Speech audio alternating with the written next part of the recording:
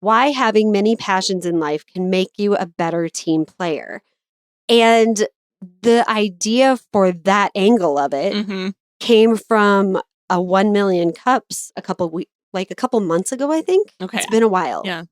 I think. Yeah. So I don't know. I wasn't even there for that one. I'm like, this is a great question. And I don't remember anybody asking it. Yeah. And if you don't know what 1 million cups is, it's like this organization that is around the nation.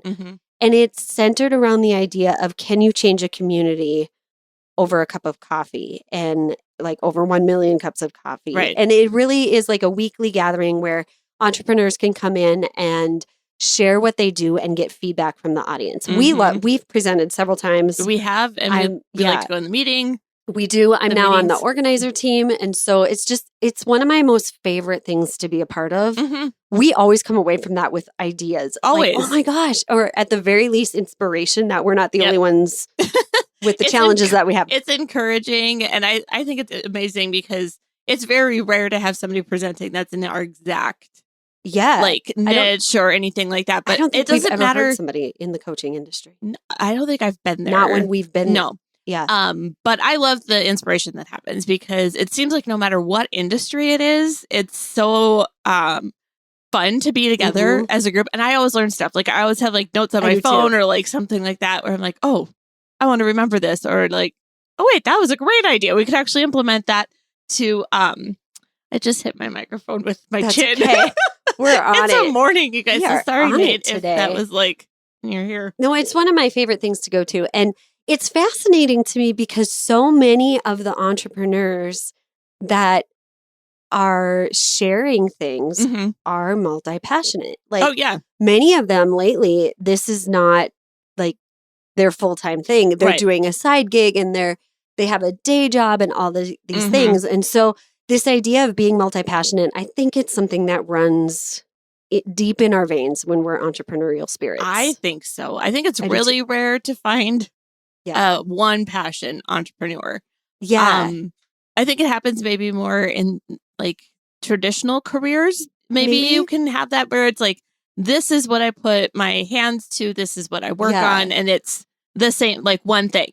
And then maybe you have hobbies outside of that. But I think for entrepreneurs, it really is like, how many income streams can I come up with? Right. How many products can I dream up? How many solutions can I fix, or problems can I give solutions to? And I think that's what makes you multi-passionate as an entrepreneur. So this question that an audience member asked during one of the presentations was like gold. I think it's one of the best questions I've heard from an audience member that applies to everybody. You know, usually it's very individual to who's presenting that day, but this one applies to everybody. So quick backstory. The presenter that day was a baker, and he got the idea from watching a Netflix documentary of how sourdough bread is made. Right. And they only make sourdough bread. So if you're in the Bismarck-Mandan area, I believe it was Jake's Bakes. I can't remember. Okay. I don't have it all written down. But he's telling the story of how, you know, they were watching a Netflix documentary and this is where they got the idea. And he has a day job. And the question from the audience member was, how can managers support employees with side gigs? It's an amazing question. I'm not sure if I've ever even heard something similar. I haven't. And it probably is because it's an entrepreneur maybe asking that question, that they also have a full-time job and, you know, ideas on how to be supportive. Because I think, honestly, at least in the beginning, if you're starting something, a lot of entrepreneurs have day jobs. Yeah. That like pay the bills because you don't make any money usually right away. Entrepreneur is not usually overnight success. No.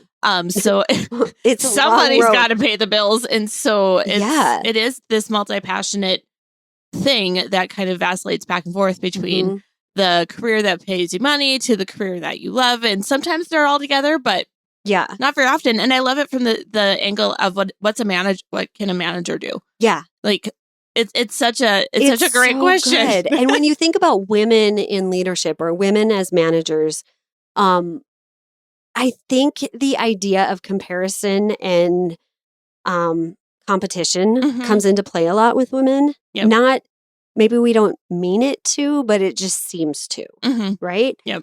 And I think this question is so good because it makes you stop and think, oh, their side gig doesn't have to be a competition. Right.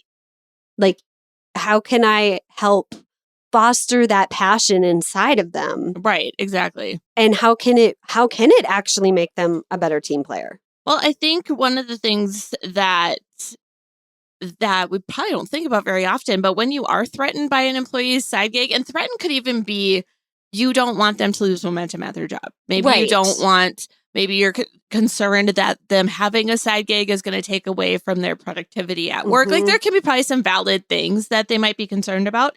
But if they're like that and they just can't support an employee's side gig for who knows what reason, you do risk losing that team member. Because for a lot of people that are entrepreneurs, they're not